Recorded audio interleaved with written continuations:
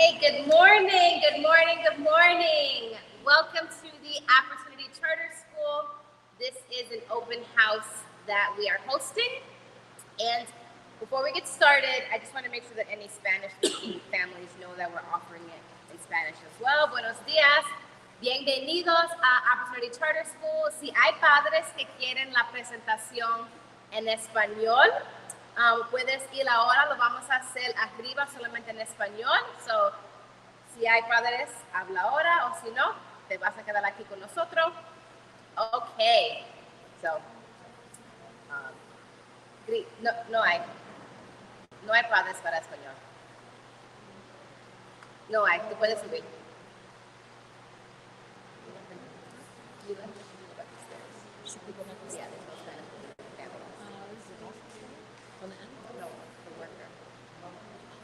So I'm Ms. Vasquez, and I'm the admission supervisor here at Opportunity Charter School. And we are going to go ahead and let you know a little bit more about the school. This is an opportunity for you to meet some of our staff members that have come downstairs. So let me just transition over here. I want to show you a quick video.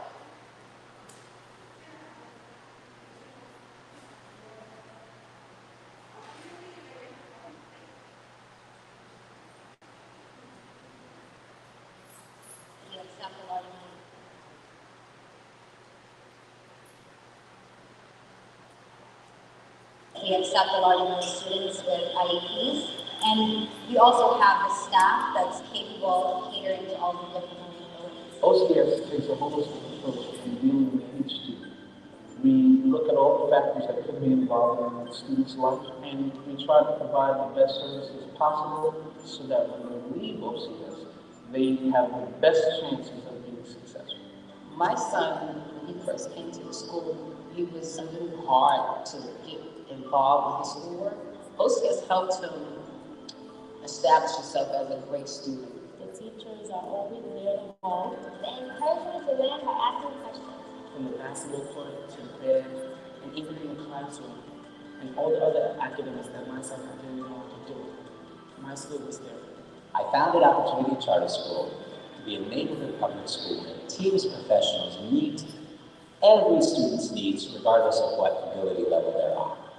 And the learning specialists, social workers, teachers, teaching assistants, behavior specialists all get together and figure out what it is that each child needs in order to be successful. I think Opportunity Charter School definitely changes the path of students and creates success and independent living for them by giving them both emotional, social, and academic skills. Our admissions process is based on the lottery.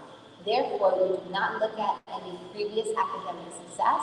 All you need to do is fill out the application.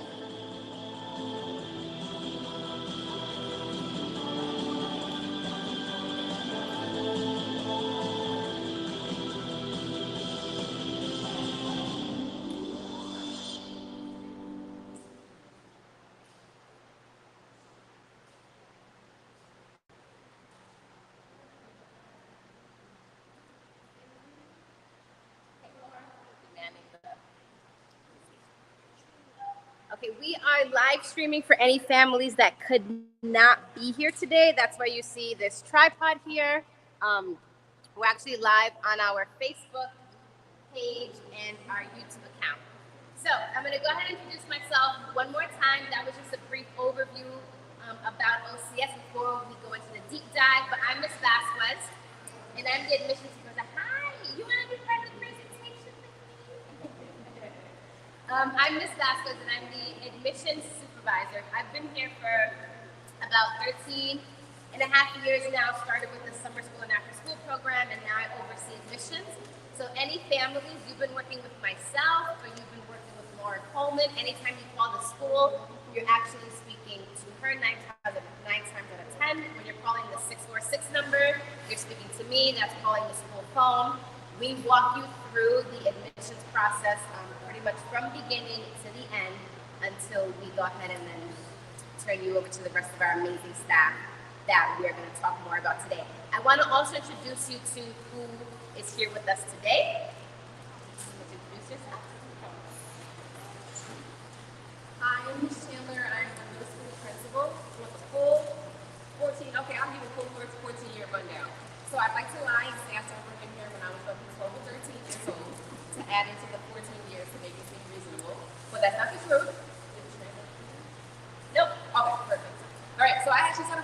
in 2009. And this is the first school I've ever worked in. It's the only school I've ever worked in. I started working here as a teacher assistant, dabbling in a whole bunch of different subject areas. I got to know the kids. My 12th graders that just graduated a couple weeks ago, I had them as 6th graders. I had them as 7th graders. I had them as 9th graders as an algebra teacher. So I've been here. I'm a special education teacher by license. I love math, so I taught algebra. And this is my 2nd year as principal of the middle school. And I've been AP for high school for 2 years also. So I am OCS. What I'd like to say is what I found to be special and that I never left is how we treat each student uniquely for who they are, not comparing your child to the next child of their progress. As a teacher, I went home my first year as a teacher and I cried a couple days. I said I lost a lot of water weight just from crying. But it was more so me feeling like, oh man, are they getting it? Are they getting it? And being hard on myself. And then I realized that student A's success might look different from student B's success. And if I taught a lesson one day and no one got it, and they were all looking at me like I had 3 heads, I came back the next day and I retaught the lesson a different strategy, a different way, or I sought support so that everyone got it. Because if everybody didn't get it, it's something with me. So I want you to know that when you bring your child to OCS, your child is home. We have students who start in 6th grade, go on all the way through 12th grade. I have a work cell phone that I keep on all the time, both on the dean after dean. But kids will call. Kids will say, hey, miss, I need help with this. I had a student who called me late last night to say she doesn't know what's happening. She got pulled by different high schools. She wants to remain at OCS for high school. She's been at OCS for middle school. What can I do? She's so scared she's gonna have to go to this other school. I said, don't worry, I'm sending out an email, we'll get you back. You have a seat here, you are home. Part of the reason why is because she knows that her social worker has been with her from start to finish. Her learning specialist has been with her from start to finish. So everybody knows her unique situation, her family, and we're always willing to help out in all ways and fashion. So we are, I know it's, people would say we're a family, we literally are a family. Kids think that we're related to them. So that's a little bit about myself. Should I go back? We're gonna get to that. Okay. That was a great introduction. Thank you, Michelle. Who is here for middle school? Who's 6th, 7th, or 8th grade? Okay, awesome, awesome. So Ms. Chandler is your principal. Okay, now Ms. Finley. Hi everyone, I'm Victoria Finley. I'm a school psychologist and I supervise the social workers here at OCS. Like Ms. Chandler touched on a little bit, the social workers, we have a social worker for each grade and the social workers follow the students through the grades. So this is a social worker for 6th grade will follow that student all the way through 12th grade, which is one of my favorite things about OCS. So you will get to know your social workers very well. Walking down right now, we have Ms. Jackson. She was just our 12th grade social worker last year, so she's going to be starting over this year with 6th grade. But I work with students across all grades. If you have any social emotional concerns for your student, please feel free to reach out to your grade level social worker or to myself. We will do everything in our power to make sure that their needs are addressed. And yeah, welcome to OCS. We really are a family here, and we're so excited to have you all. Thank you, Ms. Finley. Ms. D, like to have that me. Hi, I'm Misty Shazor. The kids call me Miss D. I'm the dean for both middle school and high school. Hopefully you won't hear from me. I'm a disciplinary, so hopefully you won't hear from me.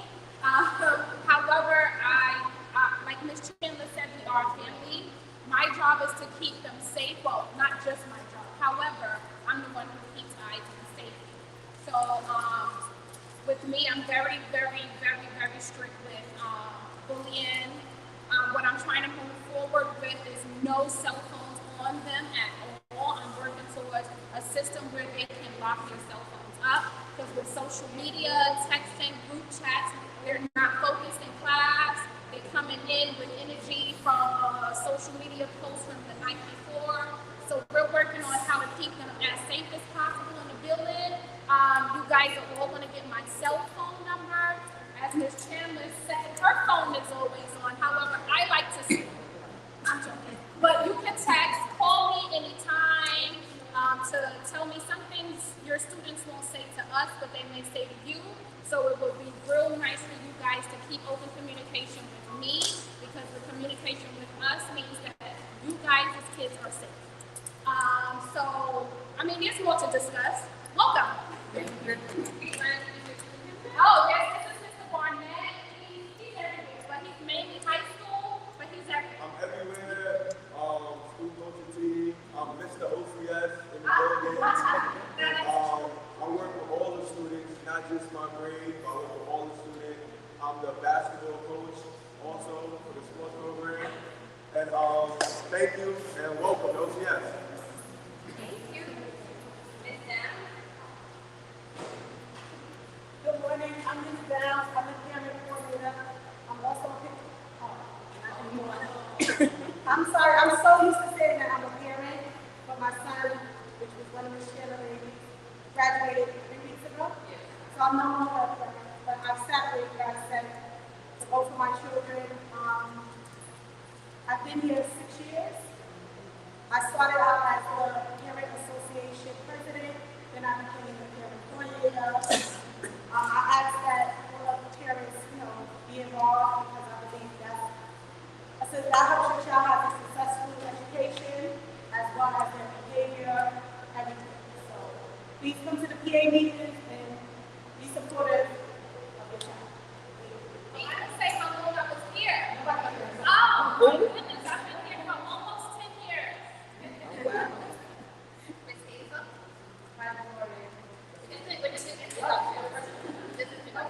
All right, my name is Ms. Hazel. I'm the assistant principal at the high school. I oversee the social studies, arts, and music department. This is my 6th year at OCS. I'm extremely excited to be started in a normal fashion.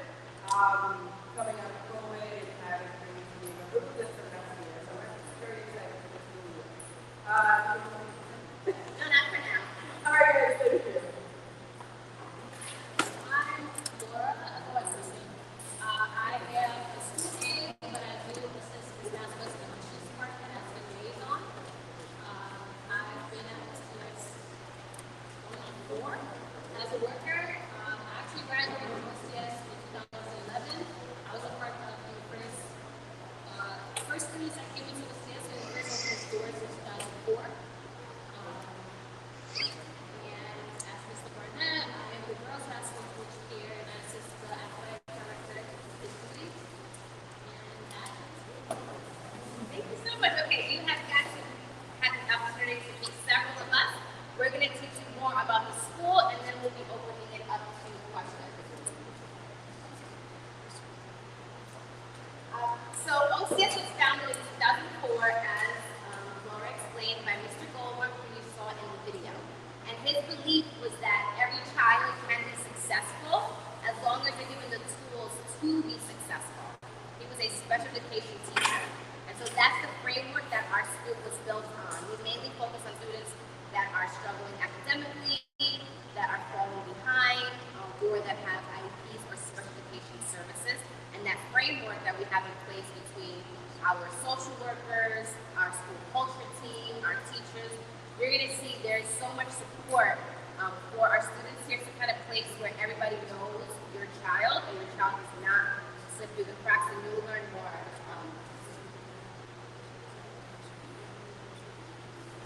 And so just a little bit more information, because we are a charter school, that means that our funding comes from both the Department of Education, who is our current authorizer, as well as a board of trustees. And that is what gives us the flexibility to have, for example, a social worker for every single grade. So when your child comes in 6th grade, they have a social worker 6, and that is the same social worker all the way through 12th grade. So they really get to know your child, they really get to know you, and you might be thinking, okay, like my child doesn't need a social worker. It's not even about that. It's about having that other person, those other eyes on your child. Let's say something happens at home, there's a death in the family, you're moving all of a sudden, something happens, you can reach out to the social worker to check in on your child and see how your child is doing. Or even for yourself. It's really important that we build that relationship, and that happens mainly through our social workers. We are grades 6 through 12, so we're a middle school and a high school.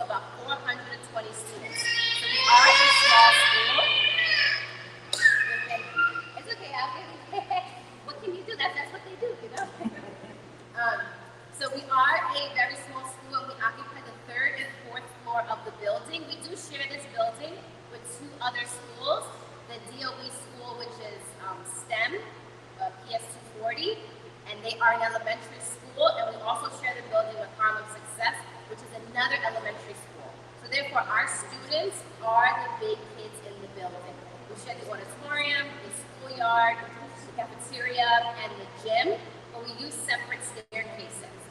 They usually enter, they have their own entrance, we have our own entrance, and so there really isn't any cross division between us and the other schools. And plus, it's the responsibility of our students as the older students to be leading by example. About 97% of our population are African American, and more than 50% of our students have an IEP. If you don't know what an IEP is, it's an individualized education plan. All students learn differently, and an IEP is just a guide to help that student be successful. Whether they need extra time on tests, whether they need smaller classrooms, whether they need breaks throughout the day, an IEP will guide that for that particular child. Our graduation rate, this is last year, I wasn't able to get this, the data for this year, but the last year it was 92%, and then for students that have IEPs, 89%, which is actually higher than the city standards. Our students who have IEPs tend to do very well here because of that framework of the very close attention, the school culture team, the social workers, teachers. And as far as our schedule, so we are open Monday through Friday, but Monday through Thursday, classes are from 8 to 3, and then Fridays are a half day from 8 to 12. So your child is dismissed at 12 o'clock. We know that many of our middle school parents tend to worry. They may not want their students leaving at that time. So we do actually offer an after-school program that generally starts right after that time for any parents that are interested in that. Classes are about 57 minutes each, and the lunch period is one lunch period a day. It's separate between middle school and separate between high school. We do not have our high school students and our middle school students sharing any lunch or gym or anything like that. It's completely separate. And as far as transportation is concerned, whether you take the train, the best trains are the BC, the 2 and the 3 to either 110 or 113th Street. 110 or 116th, because we're literally located right in the middle with 113th Street, or you could take the B or the C. That's the best route. The 6 train is a little further. It's a longer walk for your child, but there is the M116 that comes directly across 116th Street. And we do have a student database system called Infinite Campus, and what's really nice about that is that you, the parents, have access to your child's portal. So you have access to their attendance, to their grades, making sure they do their homework. You'll have access to contact the teachers, and in the event that you need to update your phone number or any information, you can do that directly through the portal and don't have to wait for one of us.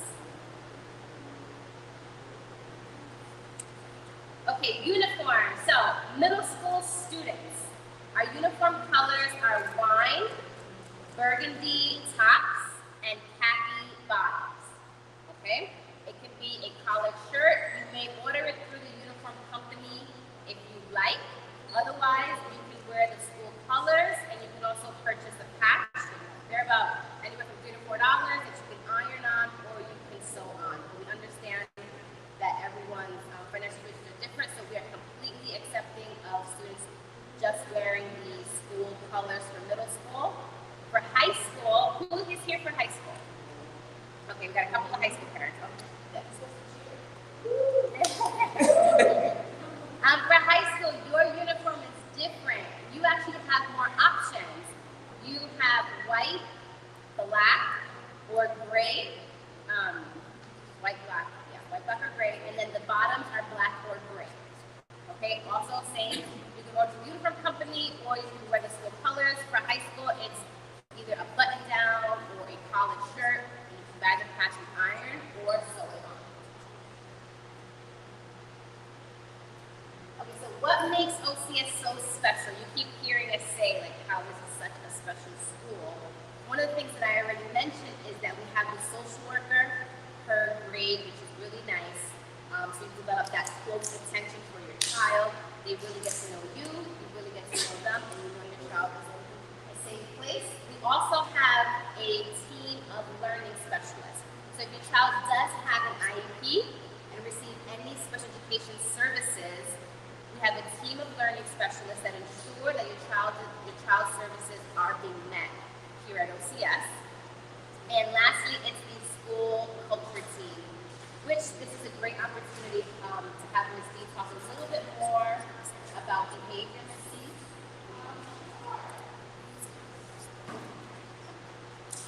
I mean, I went over a little bit about cell phones, and a big thing that we like to really look at is bullying. Bullying on cyberbullying in school. We really are strict with that. I have zero tolerance for bullying. Also, like Ms. Baxter says, we have a lot of kids with IEPs, which means that I do create behavior plans for them. So their behavior team member that works with them, there's a behavior team member for each grade. So there's a behavior team member that will follow their behavior plan. Of course, you and I will talk about it, your child and I will talk about it, and as we progress through the year, it may change depending on their progress. Also,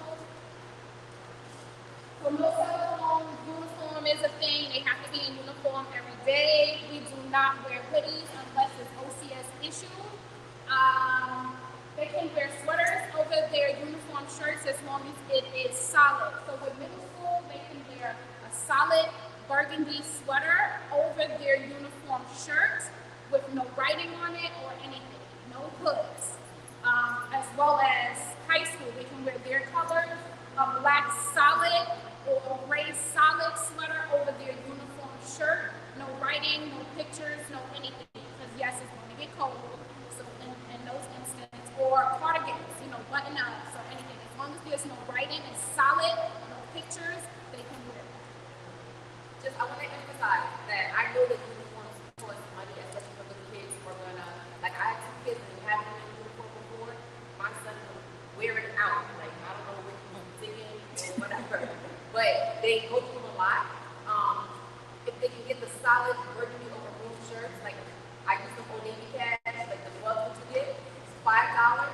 You get a stack of those shirts just so that you know they're gonna mess it up when they in art class or something else. And that is fine. It doesn't have to be ideal uniform where the cost is double the amount. You probably get double the amount of shirts just in case they mess it up. No hats, no head ties. Of course, there are exceptions. No Crocs, no slippers. We have to have shoes, tied, closed shoes, no slippers, no Crocs, no Uggs that look like slippers. We have to have home shoes on. That's a safety concern because they go up and down the stairs as a whole. If someone steps on their shoe, they're going to come right out of it and they're going to fall down the stairs. What else do we do?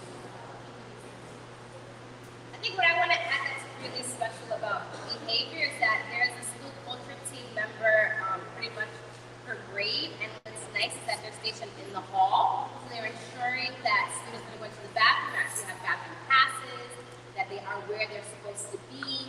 And I really think one of the blessings about having so many of them is that in the event that a student misbehaves in class and the teacher cannot redirect them, the school culture team member will talk to that student. Because sometimes when a student acts out, it can be anything from they didn't have breakfast, they don't understand the material, something horrible happened at home last night. It could be a variety of things as to why a student might act out. So that school culture team member will talk to that student to get to the root of what it is exactly that's going on so that they can be directed back to class. So let's just say if the child didn't have breakfast, then the school culture team member will get them breakfast. If it's something where they may not understand the material or they can't see the board, that can then be referred to a learning specialist to help do academic assessment. Or if something happened at home, that can then be referred to the social worker. So now you see how we get into the root of whatever it is so that we can work through it and the child can go back to class and that class can continue to be successful. I think that's also a great attribute of this community. Yes. We also have the code of conduct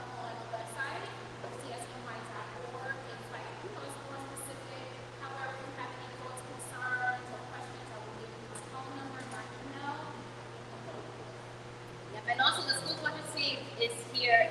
They're one of the first here and one of the last to leave. So when the students are coming in as early as 7:30, they are greeting the students. When it's time for students to leave at 3 o'clock, they're outside ensuring that they also leave the premises. Thank you, Steve. Okay, I'm going to speak specifically about our IEP program. So any students that have special educational needs. What we do service in middle school is if your child has self-contained, which means 12 students to 1 teacher, we do offer that in ELA and mathematics, and then in high school it becomes 15 to 1. So that's 15 students to 1 teacher in ELA and mathematics. Our science classes and our social studies classes would be ICT classes, which is integrated collaborative teaching classes, which means that it's 2 teachers, a gen ed teacher, and a special education teacher. So that's in the event that the child has self-contained classes. Otherwise, the child has ICT classes. We do offer those in all subjects. Our IEP meetings are held here in-house. So the parent joins either via Zoom or telephone. Pre-COVID, the parents would come in the building. We also invite the child to participate. We think it's very important that the child understands what services they're entitled to in order to be successful, so that they can advocate for themselves to receive those services. And if your child does have an IEP and they have busing, then busing will be honored for that child. Let's move on to this slide. All right. Not that I have a picture. But back to middle school. So we do intervention classes as well as support classes. As soon as I can get a purchase order filled out, we're going to be, for example, in my class, we're going to be using a new curriculum that's coming from McGraw-Hill. It's going to connect directly to our intervention program. So for example, I've had students who sat in class and they felt embarrassed. The teacher is teaching something to do with integers, but they struggle with the foundation. They forgot the foundation and they want practice on it. No student's going to say, hey, I don't understand. They're not going to do that in front of their peers. So we have intervention classes that link directly with the skills that they need to work on. So they never have to say out loud, I need help with this particular subject, I don't get it, let me go ahead and build up those skills. So our ALEKS program, much like our reading intervention programs, are tiered. It's individualized. So for example, we might be in the same classroom. I need help with fractions. She needs help with decimals. Within that one room, there's a math teacher who can get around to each of the kids if they have a question, but the program is set up to work on only specifically what that person needs to work on to help them when they get to class. The goal is because a lot of our students are behind. Once they build those foundational skills, it should be they're on track when they're in their regular math class, regular ELA class. This year we're looking into adding not another tier because we're going to still do 3 tiers, but adding another program called Really Great Reading for any of our students who are still struggling with decoding comprehension and things like that. I like to talk about the enrichment class. We're using a program called Writables. We don't want it that our students are only, catering to students who are struggling. Once our students are on grade level or above grade level, we want to challenge them. We want to keep them, moving forward. We want to get them ready. High school stuff. If you're in the 8th grade, a lot of 8th grade students are capable of doing high school work. Let's go ahead and get you started ready for reading and writing on a high school level, reading higher material, testing at high school level. So we use our Writables program with teachers to have students work on their writing and looking at essays and looking at 11th grade reading pieces that will help prepare them for the weeks when they take it in 11th grade. So we like to connect everything. So our students are focused in their core classes, but also their intervention classes. Our 8th graders do take Spanish. It flip-flops with their PE class. And our 6th and 7th graders will take art and music this year. Our youth communications class, we actually had before COVID, but found it to be super duper beneficial through COVID with remote learning, as well as coming back. It was actually one of my favorite classes. The quick story is that I was upset when I first was given my youth communications class, because as a woman, they gave you a boys group. It was supposed to be gender specific. How did I end up with a boys group? There's nothing I can relate to with these boys. My son was too young. I loved that class. I absolutely got to learn about young men what they're going through, what teenagers are going through, what's happening in the world. So it's a social emotional class. The students get together and they read a book that's written by other high schoolers, other students on different issues that are happening in their lives. Or we look at what's happening in the news. What's happening in the news that's directly affecting us here in school or in our community or in our families? We'd read through the stories and discuss, what would you do in a situation? How has this affected you? Have you gone through something similar? And they got to open up. It's a confidential class, and your child's never come home and say, today in youth communications, Ms. Chandler said this. I hope they don't do that. I don't do that. But it's another way of them bonding with their peers on a different level, but also getting to get that extra support so they can say how they're feeling. Students think that it's only academics that we're pounding into their heads. No, your social emotional health is just as important to your academic learning. So they go hand in hand. So that's a summary of the middle school academics. The special and youth communication classes are the same thing in high school also. So they continue that for 9th grade and for 10th grade also. Any middle school questions for Ms. Chandler?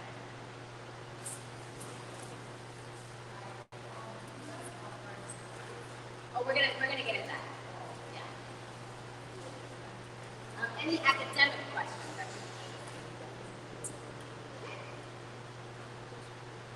Reading, so preschool. Who'd like to move on?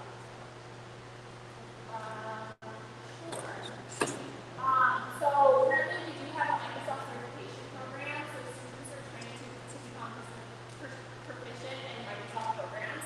So in addition to their high school diploma, they also get a CDOS certificate, which is, it's really beneficial for them. It's helpful for them whether they would like to go to college, or to get a job right out of high school.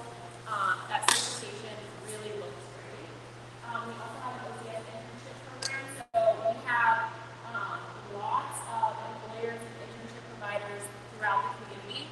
Our high school guidance counselor, Ms. Finger, has a lot of different resources. She really works very closely with 12th grade, but with all high school as well, especially for internship programs. So if your student has any particular interest in one certain area, they can take that to either Ms. Finger, they can take it to myself, they can take it to their social worker, and we'll try to help branch them with someone in the community and their appropriate. There's also the Geriatrics Career Development Partnership, where they're able to work with older individuals in the community and also help with that, and our College Now partnership. So really, the resources here at OCS are really here for your students. Any of their particular interests, any of their whatever they'd like to do once they graduate. We really want to make sure that we set them up for success. One thing that I would definitely advocate for, especially for my high school students, is to ask for help and to ask for guidance, because we absolutely have the individuals here who are willing to help you out. But we're not mind readers. So come to your social worker, come to your guidance counselor, come to myself, come to your assistant principal, to your principal. Let us know what those interests are and where you'd like to be,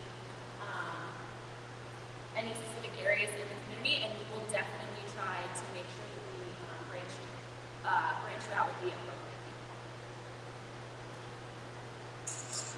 Missy, do you want to add anything about high school?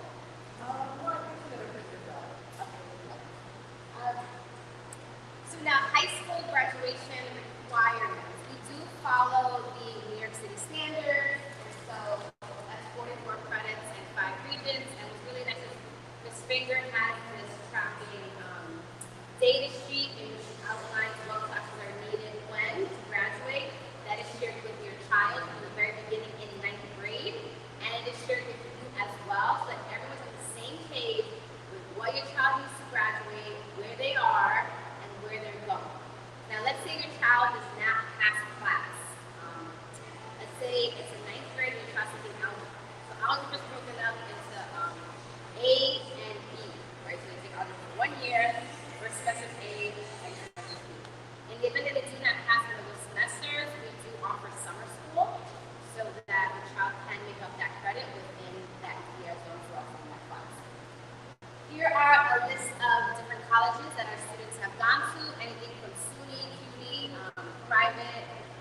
State, Upstate, 2-year, 4-year, Buffalo State, Rockport, BMCC, or just a couple of things. Athletics. So as part of our after-school program, we offer we have athletics, and then we have just regular after-school science. I'll talk about athletics first. So we offer sports through the whole school year. Starting in the fall sports, so we do offer flag football during fall, track and field, which is co-ed. We offer as well soccer. I believe that's also a fall sport. And then in winter, we offer basketball for girls. I coach 6 to 12, and then there's school boys who play school varsity and junior varsity basketball. And in the past, before COVID, we offered once a week a snowboarding program for our high school students where they were allowed the opportunity to go upstate and learn how to snowboard. So we try to expose our students to things that we don't typically get to do in New York City, which is definitely good. Rather than just experiencing things outside the city. And then for our spring sports, we do offer girls softball. We actually started a co-ed volleyball team this year. Baseball for boys. And as well as soccer that also runs in the spring as well. So that's our sports program at this time because we're still in COVID. Oh, track and field. So yes. Sorry, Ms. Hazel. Ms. Hazel's on the track and field COVID. But yeah, before COVID, kids didn't have to be vaccinated just because it's some of the sports, especially basketball, is a close contact sport. Kids have to be vaccinated for that. But hopefully things will change. And then on the flip side, if your child does not want to participate in sport or want to go, we offer our general after-school program where students are offered an arrangement of activities, pictures, an anime club. We have gaming club that's with our Hopper club. Innovation, household science, so that's basically students learning how to make household stuff. For example, like we can volcano, those kids can make out of household products. And we do offer tutoring during after-school programs, so some of our teachers do stay after school and are willing to help our students catch up on homework or to help them out with anything that wasn't understood during the lesson. So that is our after school. That runs Monday to Friday, 3 to 5:15, 5:30. And on Fridays, this upcoming school year, it would run from 12 to 3.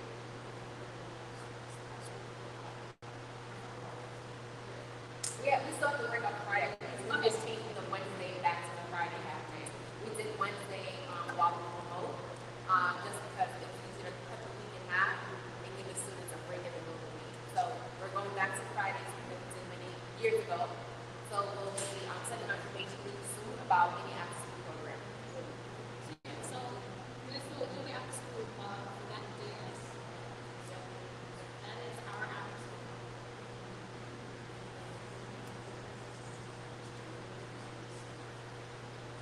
Okay, we are nearing the end of our presentation. I'm just going to go over the admissions portion. Because we are a charter school, we accept students via application only. So there's no looking at grades, attendance, IEPs, nothing.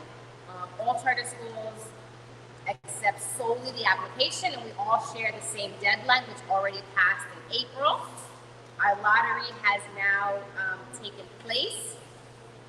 And now we're at the point where some of you have applied, some of you have been accepted, and some of you might be on the wait list. So now what happens when you are accepted to the school? We require you to turn in documentation such as the final report card, now that school is over. The reason why is because, and I can't tell you how many times this happens, in all honesty, parents apply to the wrong grade. This happens to at least 5 parents per year, and so we want the report card to ensure, 1, that the child is in the right grade, and 2, that your child passed to the next grade. In the event that the school retains them, let's say they retain them in 5th grade, we cannot take them because we start in 6th grade. But let's say your child was retained in 7th grade and you applied for 8th grade. As long as we have space, we will accommodate your child to transfer here in 7th grade. So the final report card, birth certificate or passport, proof of address. Proof of address is either Con Ed bill, rent receipt, lease, pay stub, no cable bills, no bank statements. A physical, the child is supposed to get a physical annually, so we need the physical and the immunization records, and that is also needed to participate in any sports programs as well. And then finally, if your child has an IEP, we need a copy of the IEP to ensure that we can provide all the services, to check if there's busing. So those are the paperwork that we require. That's step 1, is turning in that paperwork. Then step 2 would be taking an assessment in reading and phonics. It's not an entrance exam, it's just so that we know what your reading comprehension level is, and it helps our staff members put you in the appropriate class for September. Yeah. So for when you guys get the link for the assessment, I know, I struggle with it too. It's hard to see your child struggle taking an assessment. It's an assessment to see how we're going to be putting them in different classes. So there is no pass, there isn't a fail, there isn't a good bad on this, but please allow your child to take it independently so that we are doing the class grouping. Like I'm doing groups right now, I need to make sure that they're getting exactly what they need and they're in the right group. Like they receive assistance when they're testing now and they get it in the wrong class. They're not going to say anything. They're going to fall behind in the intervention class, and when we run the first of the testing around beginning October, it'll show that they climbed. We want to see growth in every student, no matter where it's coming from, but we need to know their actual information. So I know it hurts, but please allow them to do their assessment independently so that we can start the year right. Thank you. That is a very good point. And also, your child will need a computer or Chromebook of some sort to be able to take that assessment, as well as headphones, because the phonics portion is like sounds and things like that. And now, if you're on the wait list and you haven't been accepted yet, that is perfectly fine, because we go down our wait list until all of our seats are completely filled, and we're filling seats in grades pretty much 6 through 12. So we have students applying for like 9th grade, for 10th grade, 11th grade, 7th grade, 8th grade, and we call down the wait list until all of our seats are filled in September. And what we ask is that parents turn in that paperwork to us within the first 2 weeks requested, because then we move down the wait list. Sometimes there's parents that were accepted in April, which is when our lottery takes place, and they send their kid in September. That child is not our student. If you do not complete the enrollment process, then you're not a student of OCS. We need that paperwork so we can enter you into our student database, so we can make your class, so we can pull you into the system, and that makes you our student. So just please know how important it is for us to get that paperwork when we're calling you. Some of you may have been experiencing this when we're missing something. We keep calling. Please do turn in that paperwork as well as take the assessment. And the very final thing to say is that do follow our social media account. We have a Facebook page, a YouTube page, and an Instagram. So right now, for example, this open house, for any parents that were not able to be here physically in person, because we just started having people come back into the building very recently. We do make sure that our parents have access online. It has announcements of what's going on, what's coming up, and like fun events and things like that. So, what questions do you have for us, if any at all? If you have no questions, does anyone have paperwork that they are turning in today Yes? Okay. So if you have paperwork that you're turning in today, you are going to see Miss Coleman. She is going to assist you if you want to know what paperwork you have left, if you have questions about where you are on the wait list or anything like that. Laura is going to help out with that. Yep. Okay. So Laura will be staying here. Myself and Miss Downs will be giving you a tour of the school so you can actually see the rest of the building and the rest of the facility. And so we will split you up into 2 groups to do that. But before we do that, if you have any questions about high school, about middle school, about sports, this would be a great time to talk to the heads of those departments. Okay. Well, hearing none, I will take this half of the room, and Ms. Downs will take this half of the room on a tour. Okay. Well, thank you all so much for coming. This half of the room, I will take you on a tour. If you have paperwork or questions, please see Laura. Yeah, give me a second. That's okay. Yep.